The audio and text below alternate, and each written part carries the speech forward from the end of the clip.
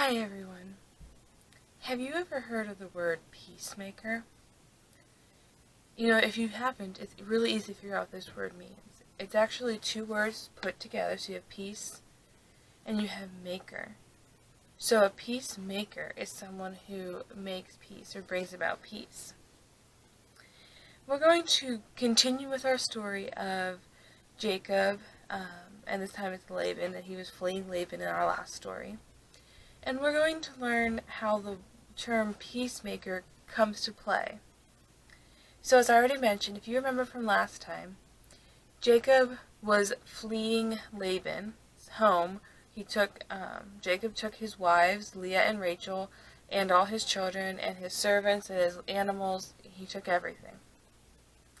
And he flees from Laban because he's a little bit worried that Laban's going to be mad at him because he built these great flocks based on the deal he had with Laban, and it's not going over too well. And he's already, if you remember from last week, already said that Laban had cheated him a bunch of times by changing the terms. And he's like, yeah, I need to get home. God's telling me I need to go home anyway. This is not a good time to be here. So Jacob leaves when Laban is out in his fields. And on the third day after Jacob left, Laban is told that Jacob and his family left. So Laban goes to pursue them. He chases them down. It took 7 days, and he finally catches up with Jacob. And pausing, you might wonder, how did Jacob catch up, or how did Laban catch up with Jacob so fast? Well, you have to remember that Jacob is traveling with all his animals, all his children, both of his wives. They have to travel slower, whereas Laban may have only been traveling with a couple other people, but he had a really small group that could travel faster. Which, if anyone's gone on vacation with family, the more people you have, the more stops you have to take. Sometimes the longer it takes to get there. So anyway, Laban finally catches up with Jacob, but before he sees him, God comes to Laban in a dream, and he says in verse 24, "Be careful not to say anything to Jacob, either good or bad." So God's telling Laban, to be careful what he says to Jacob. So it says that Jacob pitched a tent overlooking the country of Gilead, and then Laban meets him. And then Laban says to Jacob, "What have you done? You've deceived me, and you carried off my daughters like captives in war. Why did you run off secretly and deceive me? Why didn't you tell me so I could send you away with joy and singing, to music of tambourines and harps?" He says, "You didn't even let me say goodbye to my grandchildren, or tell my daughters goodbye." He's like, "You have done something foolish." He's like, "I technically have the power to harm you, but God told me to be very careful what I say to you." He says, adds to this, "Why did you steal my gods?" Now, Jacob is honest with Laban, and he says, "Well, honestly, I was afraid because I thought you would take your daughters away from me by force, because I am leaving, and you probably won't see your daughters either again or for a very long time." But he says, "But hey, I didn't take your gods, your statues. But if you find anyone that has them, they shall not live."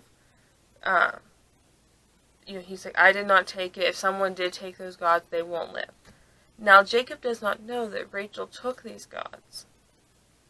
So Laban went into Jacob's tent and into Leah's tent and the maidservants' tents, and he's searching because Jacob gave him permission to, and Laban hasn't found anything. Well, when he gets to Rachel's tent, Rachel doesn't stand out of, usually they would stand to show respect when someone entered. She sits and says, "Well, excuse me, I'm unable to stand right now. I'm sick. I'm on my my menstrual cycle." So she doesn't stand. Well, what she is sitting on is her camel saddle, and she has the statues in the saddle.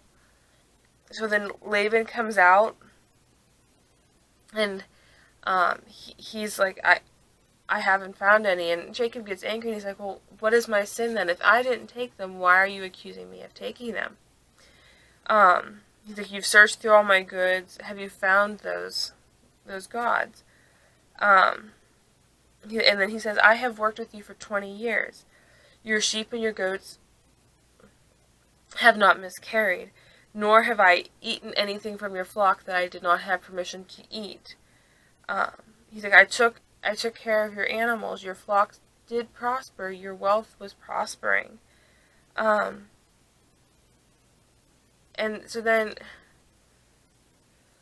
he says, the heat consumed me at daytime, the cold at night, and the sleep fled from my eyes. But for 20 years, I worked for you. I spent 14 years working for your daughters, and then 6 years working with your flocks. He's like, and then that time you changed my wages 10 times. And so, Jacob makes some really good points of why he is leaving. And Laban answers, well, yes, but your wives are my children, and your children are my grandchildren, and the flocks used to be part of my flocks. He's like, all that you see, technically at one time or another, was mine. He says, but let's make a covenant. Okay, so he's making a covenant. They are now trying to make peace. They are trying to be peacemakers. So Jacob took a stone and set it up as a pillar. And he said to his relatives, gather some stones. So they took stones and piled them into a big heap. And then they ate there by the heap. And Laban called the area, and I might mispronounce this, he called it Jagar Shadutha. And Jacob called it Gilead. And Laban, both these names mean witness heap. And so then Jacob and Laban say that this is the witness between us. Laban's not going to go past that heap. They are making peace. And during this time, then the next morning, Laban hugs and kisses his grandchildren and his daughters goodbye, and he sets off to return to his home country, and Jacob and his family continue on their way. And we see now how the term peacemaker came into role here. But Jacob and Laban were able to make peace, and they were able to go their separate ways in peace. So our memory verse for this week comes from Matthew 5, verse 5, and it says, blessed are the meek, or peacemakers, for they will inherit the earth. And this verse reminds us that we need to be peacemakers. Yes, sometimes we will have to fight, but sometimes we will just need to make peace. Another place where we see peacemaker come in with the blessed passage, or the Beatitudes, is Matthew 5, verse 9. And this is the verse I want you guys to remember and memorize. It says, blessed are the peacemakers, for they will be called the sons of God. And our challenge for this week is to think of a time when either you have played the role of peacemaker, or someone has had to step in and be a peacemaker for you.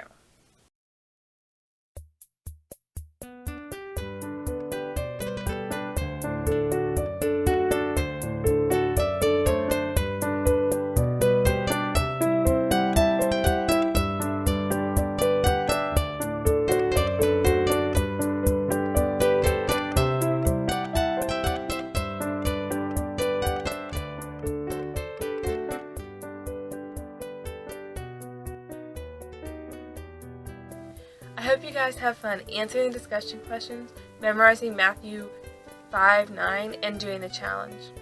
As always, I'm doing these right along with you. And remember that the story you heard today is more than a story.